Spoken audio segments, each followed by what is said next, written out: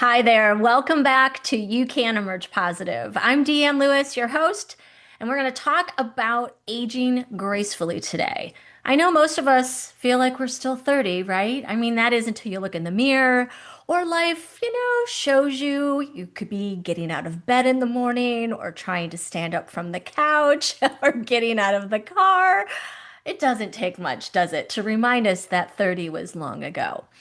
But today I want to talk about aging with grace, aging positively, without the fear, without the shame, and definitely without pretending.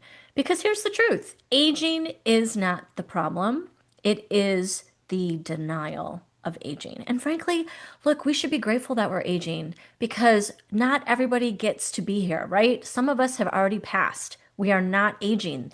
So let's embrace it. It's something that we should be grateful for. And frankly, I am insisting that I age gracefully. I am not going any other way. So let's talk about what you can do to feel better about it. So today we're going to talk about a reframe to remove the fear because that is a lot of what's guiding us here on the negative side. Planning that blind spot. Oh my gosh, there are so many of us in our planning for our future. We have this huge blind spot that gets in the way. We're going to talk about that.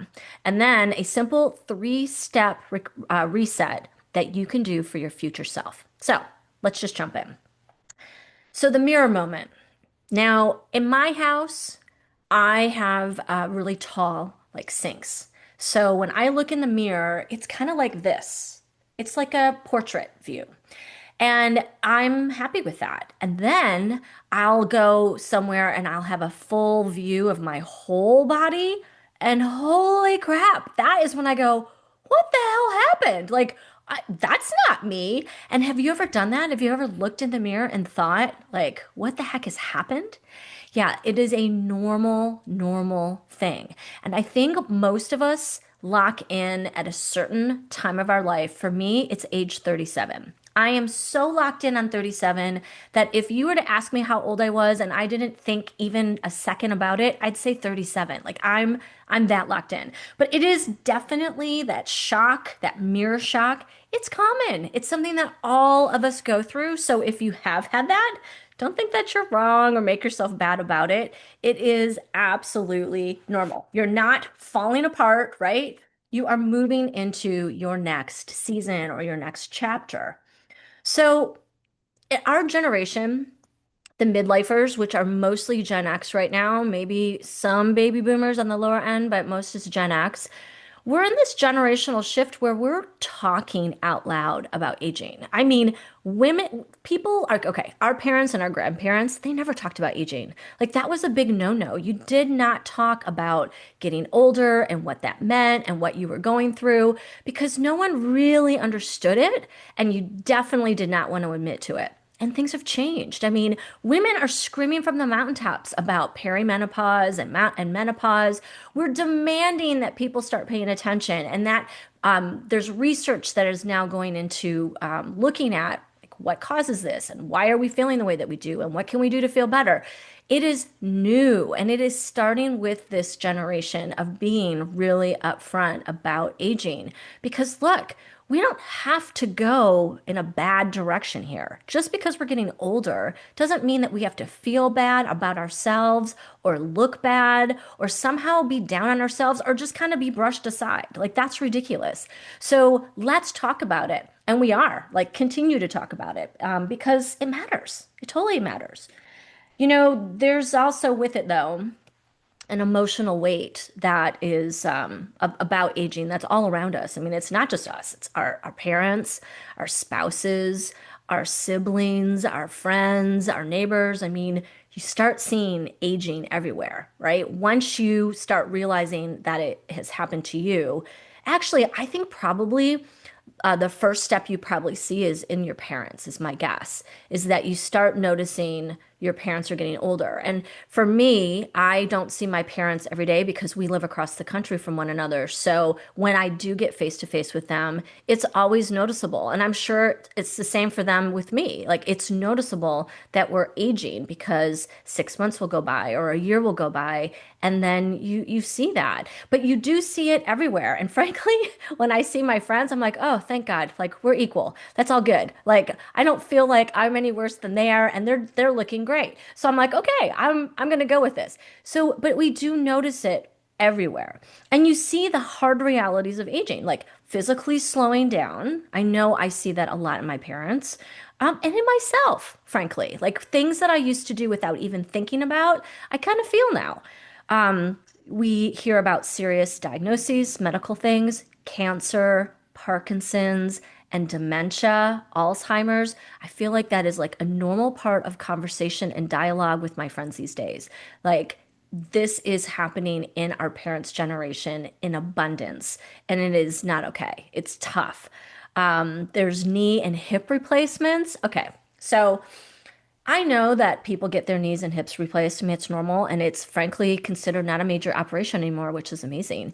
But I have friends my age that have had their hips replaced, and I feel like at 37, that's crazy because that's how I feel. Hip replacements feel like something that is like 50 years from now for me. And yet I recognize like people around me right now, my age, are having it done. It's another like just reality of aging.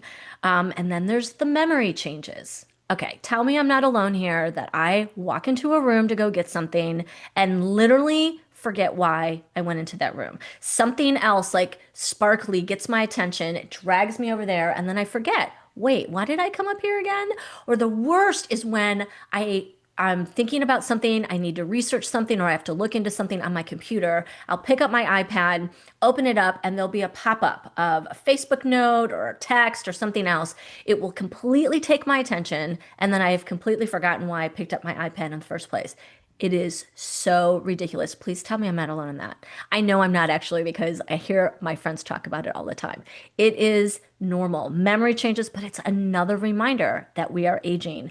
And then, of course, our bodies. I mean, we just are not healing as quickly as before. When you go do a physical activity that you've been doing for years and years, it may take you 3 days before you're not feeling the stress on your body through, tightness or whatnot.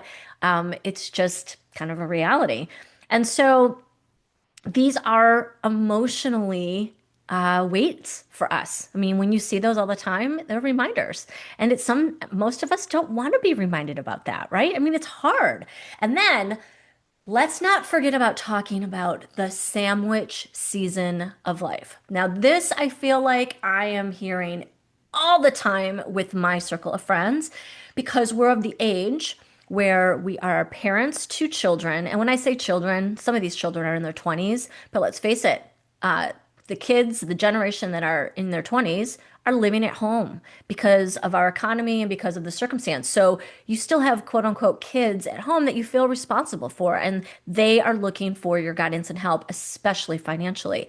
Then you have your parents who are likely in their 80s right now, maybe 70s, and they're starting to slow down or they're starting to get sick or they're starting to need more help from you.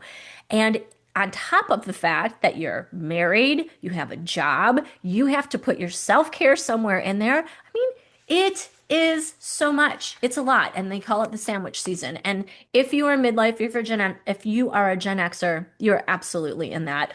And you know something? Again, if you are in it, it's also a blessing because if your parents are here, we got to remember that is something to be so grateful for because we all don't get this blessing of being in the sandwich season. But that sandwich season, oh, it does bring the time of hello, glass of wine or bottle of wine, can I say? I know it is so, so stressful. And I just want you to know you're not alone. It is something that a lot of us are going through. And frankly, it's something we're going to be talking a lot about in Beyond by Emerge Positive because most of the women who are in that, they're all in their middle phase of life. Almost all of them are in this phase of being in this sandwich situation and figuring out how to deal with it. It's tough. It is definitely, definitely tough. But I'd like to kind of throw in a new pivot of how to be looking at aging. Just because you're getting older doesn't mean that you're going to be sick or you're going downhill in some way, shape, or form. And I know there is a ton of example out in the world to kind of show you as evidence that that's what's coming, but it does not have to be. We know so much more now about the human body and about mindset and about the connection of the two. It is so imperative that we right now take note about how we are living our life. What are we thinking about all the time? Are we constantly having a negative self talk loop, just going and going and going, putting ourselves down? Are we focusing on what we're putting in our bodies? Are we drinking too much? Are we doing drugs? Are we not sleeping? Are we eating fast food all the time? Are we snacking at night every week? It is important for us to note now. I know in our 20s and our 30s, we could get away with it, right? And we did. We all ate junk food. I mean, I lived at McDonald's and Burger King and all that stuff, but I can't do that now. And you can't either. It is something, I think the most important thing to just think about is that what you do right now is creating your future. How you want to be at 80 is determined right now by what you're doing, by the choices that you're making in your lifestyle choices. Making sure that you are taking care of yourself, body, mind, soul, is of the utmost importance if you want to age with grace. So I have an example. I'm very lucky in my life. My grandmother is going to turn 105 next month. 105. She is now in a care facility that helps her because she does need that now, but she lived on her own until she was 100 years old. 100 years old. And she took care of herself. She ate well, she ate simply. She always was moving around. She was always being very social in her community, playing bingo. I mean, she did all of the boxes that people talk about checking now, as far as the blue zones and all of that. She just organically did that.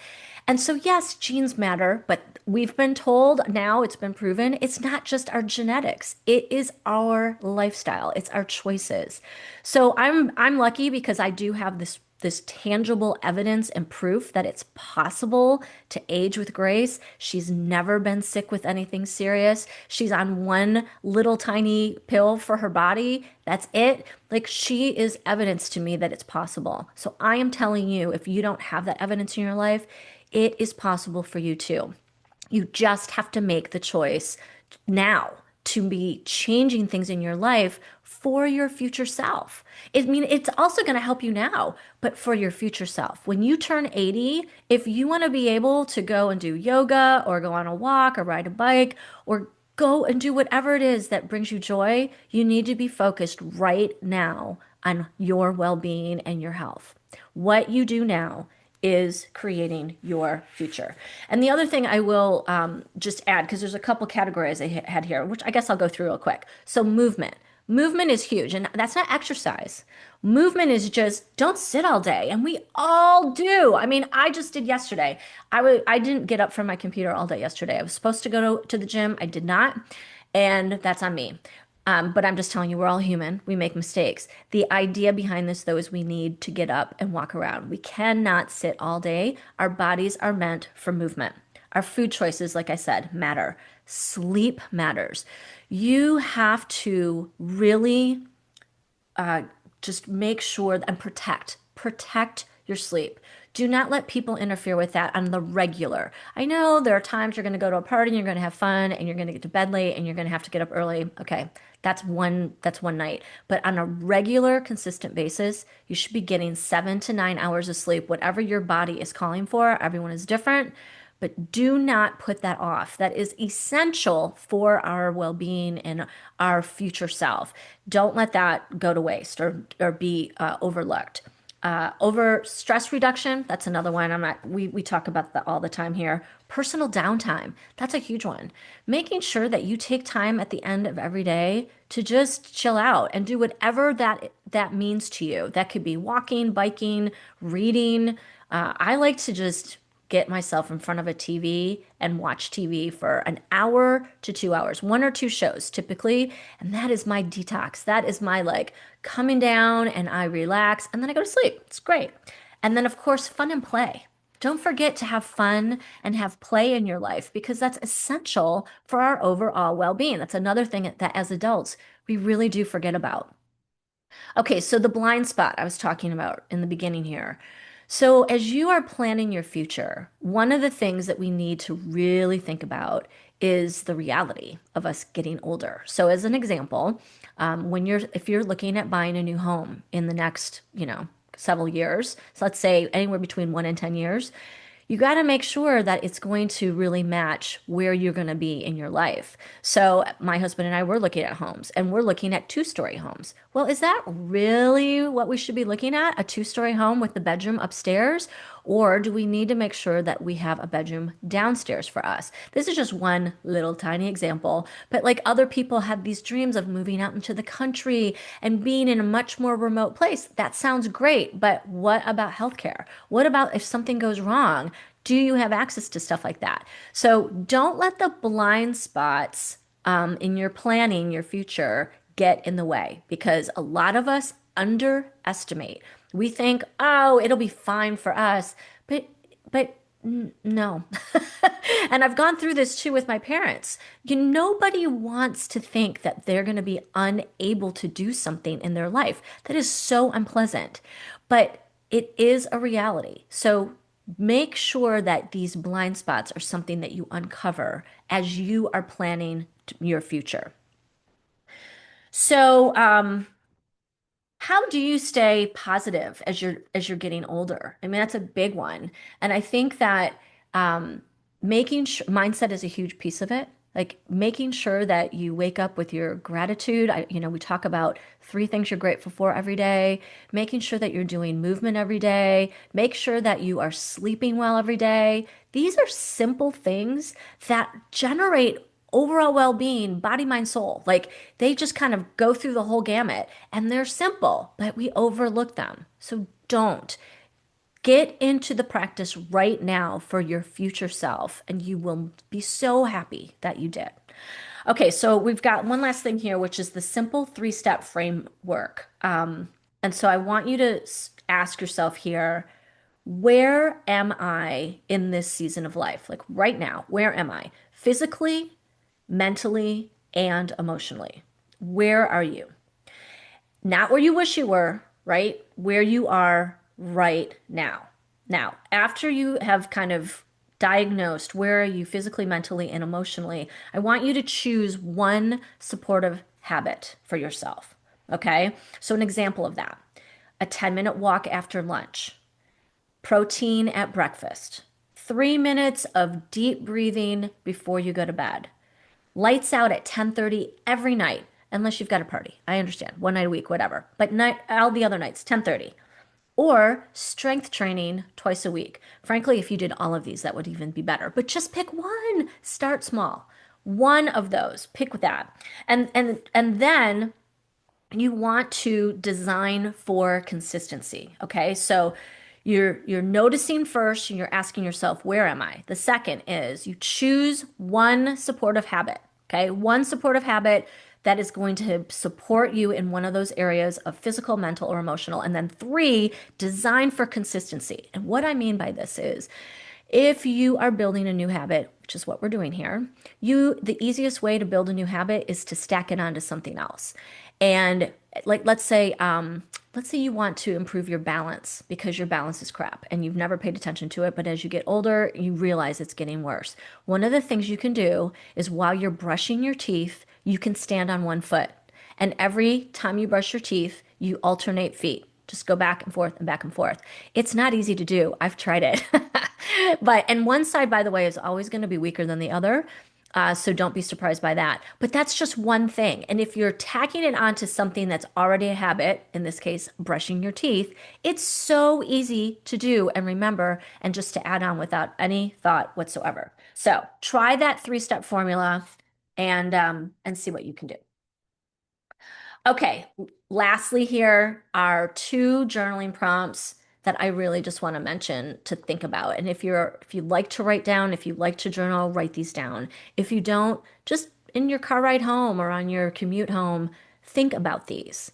So the first is future me, what do you need from me this week? Future me, what do you need from me this week? What can you do that you know is going to impact the 80-year-old self? And the second one is, what is one choice today that future me will thank me for?